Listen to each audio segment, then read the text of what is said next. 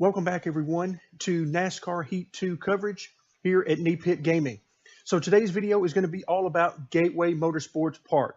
I absolutely love this track. I have run it in different sims, and it is a favorite of mine just because of the challenging aspect of having two different shapes at different parts of the track. You can see that one end of the track is very narrow through the corners, and the other end is very wide through the corners. Reminds you a lot of Darlington in that way. The only sad part about Gateway in this game is that you can only run it in the trucks. We will not be able to run it in the Xfinity cars or the Cup cars. That's the only downside. So without any further ado, let's head straight to the track and take a look at the truck setup. As I normally like to do with these setup videos, I want to first, before we take a look at the setup itself and discuss the different parts of it, I want to talk about the track. Now, I've already mentioned that the track is unique and that the two ends of the track are very different. Well, turns 1 and 2 are a very tight, very sharp radius, whereas 3 and 4 is a much wider, more arcing corner that you can carry a lot more speed through. And what that ends up meaning is that you're going to have some different characteristics there.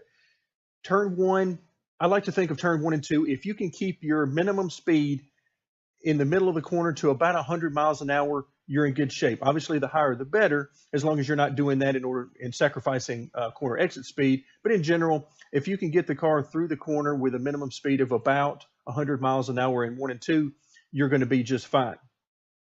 3 and 4, in contrast, is a much wider arc, so you can carry a lot more speed through there. And in 3 and 4 in the center, if you can keep your minimum speed somewhere around 110 miles an hour, once again, you're going to be in for the potential of some good lap times. Now, the most important thing here are going to be to pick up your braking points. Now, going into turn 1, the braking marker I like to look at is the beginning of the safer barrier. Now, if you look on the screen right now, you can just barely see it in the far right-hand corner of the screen around where the wheel lock section is of the setup. You can just see where the safer barrier starts. So use that as your guide. I like to brake for good laps. If I need to keep it on the bottom in the corner, I like to brake a little bit before that. Now, how much is a little bit? Well, it depends on you and how hard you like to brake and how quickly you like to brake. So in other words, do you get on the brakes really hard immediately, or do you like to sort of ease into it? So all of that's going to be determined, or going to really determine when you need to lift off the gas and get on the brakes. But again, I like to use that as a marker. Same thing in 3 and 4, but I find that I don't actually even touch the brakes until well into the corner, well past the beginning of the safer barrier. Now, again, that's all preference on how you like to drive the track. In turns 1 and 2, you're going to need a lot of brake. Assuming you brake anywhere, begin your braking anywhere around the safer barrier, you're going to need to use a lot of brake, and you're going to need to maintain that for at least a couple of seconds probably. 3 and 4 is just the opposite for me.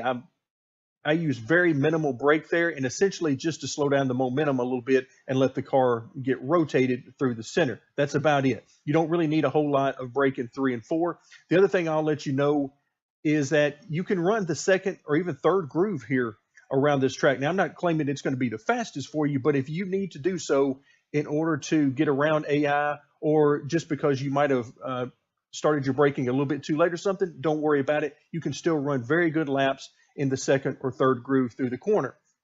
So again, don't panic if you can't get quite to the bottom. In fact, the gameplay footage I'm going to show you, a short race against the maximum strength AI coming up at the end of this video, I'm going to run different lines around the track, and you're going to see how those affect the lap times. Some of the times I'll get to the very bottom and run the bottom in 1 and 2, bottom in 3 and 4. Other times I'll run the second or even third groove through those corners. Again, just so you can see sort of how the truck flows through there and how that affects the lap times. As far as the AI goes, don't even worry about them. If you're running anything close to lap times here, any quickest lap times for me are in the 35.2 second range. But there's more speed there. No doubt there's more speed. I just simply don't have any more time to spend on this particular track. But I don't think I've ever left a track thinking that I've gotten all the speed there is to have. But in this particular case, I definitely feel like there's more speed there. And the more I keep working with the truck, the more speed I seem to be able to find. But 35.2 is one of the quicker laps for me. But I find that most of the time I'm in the 25.3, 25.4 second range, somewhere in there. And again, you'll see more of how your lap times are affected by the different grooves you run and the different times that you're on and off the brake and the gas at the end of the video in the gameplay footage. So stay tuned for that whenever we're done talking about the setup itself. So let's go ahead and get into the setup discussion. You can see the shock settings I've left at 10 across the board. Feel free to mess around with these. If you need a little bit better grip in one of the sections, by all means, increase or decrease these as you see fit, and just play around with them. It's always good to play around with the different settings just to see how they affect the truck, even if they don't necessarily help. Knowledge is always good. Even if you can't use it later, it will come back in your favor later on, if nothing else. Let's move on to the weight settings. Left side weight, 54.2% maxed out. As always, nose weight or front weight is at 51.0%. And that is a little bit higher than normal, but again, it's more in line with California, and it seemed to work great here as well. Wedge is at 51.3%, and that is just basically to control the arc into the corner that I use. Less arc means you need generally less wedge to help the car rotate and keep it under control. Wedge also gives you a little bit of feel in the wheel. This particular game does not have very good force feedback, so any help you can get from having the wheel feel and give you feedback is a good thing. So I generally like to use a little bit higher wedge, if for no other reason than that. Spring settings, 700 on the left front, 900 on the right front.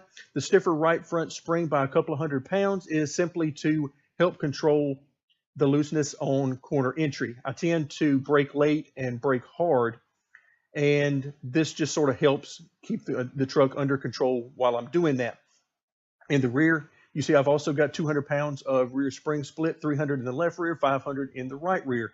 And that is to help the car, particularly from the center off.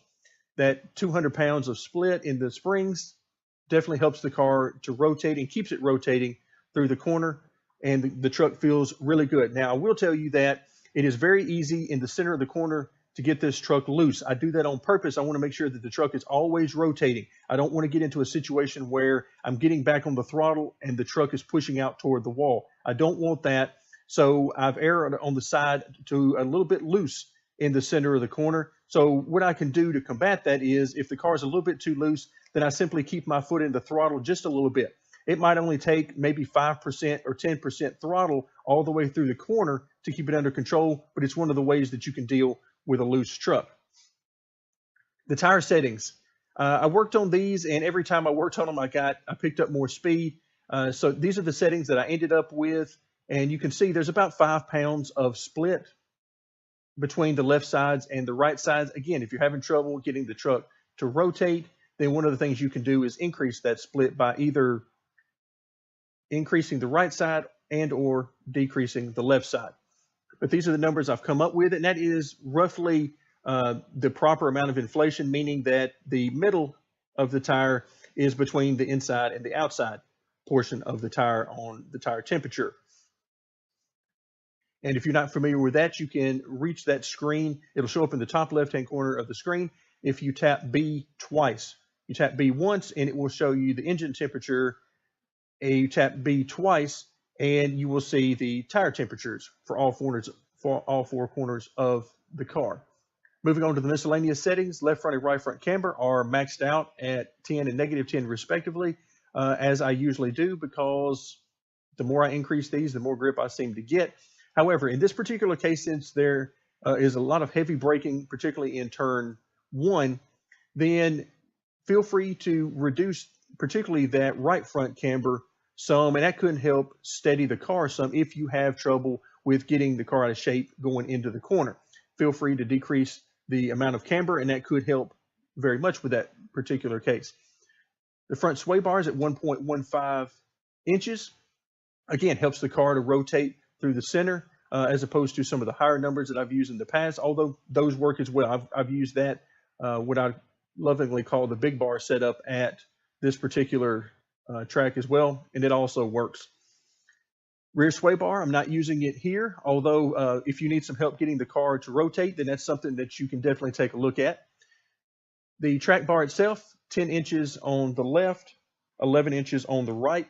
This is a setting that will help the overall rotation and stability of the truck. So if you're having trouble with the stability of the truck, by all means, lower the left and the right side track bar, and it will definitely help out with that. Definitely tighten up the truck. Brake bias is something that you may want to play around with at this track. I've left it at 73%. Again, as I've said in previous videos, my normal range is somewhere between 70 and about 75, 76, just to make sure that I have enough front brake in it to keep the car steady under heavy braking. But if you find that as soon as you get on the brakes hard that the truck wants to spin out on you, then one of two things could be happening. One of those is that your brake bias might be too low, and it's simply using too much rear wheel to slow the car down, which makes it want to spin out. The other option is you might be trying to turn too hard on corner entry at the same time. If you're trying to do that, it's very easy to spin the car out. So try to brake particularly if you're braking hard, try to brake in a straight line as much as possible, and that will help with that.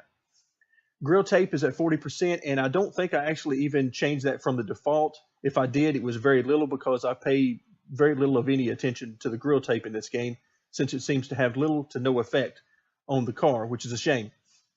Wheel lock is at 10 degrees, which is my standard steering offset, also at 0.1, which is generally my standard for most tracks. And that's simply because I have found some good numbers there that feel comfortable to me. Now, the wheel lock, if you reduce that number down to 9 or 8 or so on, then you'll find that the steering should be more sensitive. I don't particularly like the way it feels doing that, so I leave it at 10. Conversely, if you increase this number to 11, 12, and so on, then the steering should be less sensitive. So again, as always, with every parameter in the setup, feel free to play around with that and see what works best for you. Steering offset, cars that generally are set up to go fast will pull hard to the left on the straightaway. And I know, particularly for those of you who use controllers, that can be a bit of a hassle to try to deal with.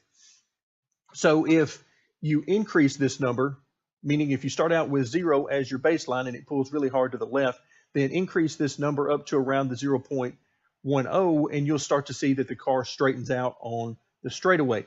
But be careful about going too high with this number, because if you get it too high, then the car will actually start to pull to the right on the straightaways, which for me is very disconcerting, and I don't like that feeling at all. So I generally like to keep the truck pulling a little bit, at least to the left on the straightaway, since it's what I'm used to and it gives me the feel for the truck. And our final settings are for the gears. I did not mess with first through fourth gear, as I generally don't. I instead focus my time on the rear end ratio. The 3.89 that you see here uses up most of the RPM range and gets you very close to 9,000 RPMs at the end of the straightaway. So what that means is there is some play in the rear end ratio. If you want to try reducing that number, then keep in mind that's going to help you at the end of the straightaway, but it'll hurt you in the center of the corner when you get back to the throttle, since you'll be turning less RPM. So again, play around with that and see how that affects your lap times and also the handling to the car. So with that being said, that's going to do it for our discussion of the trucks here at Gateway. I really wish we could run the Xfinity and the Cup cars at this particular track, since I enjoy it so much, but it was not meant to be. Maybe in the future, maybe in next year's game, they will add that ability. Who knows? We'll have to wait and find out. Thank you very much for joining me. And so now stay tuned for gameplay footage with the trucks at Gateway against the Maximum Strength AI.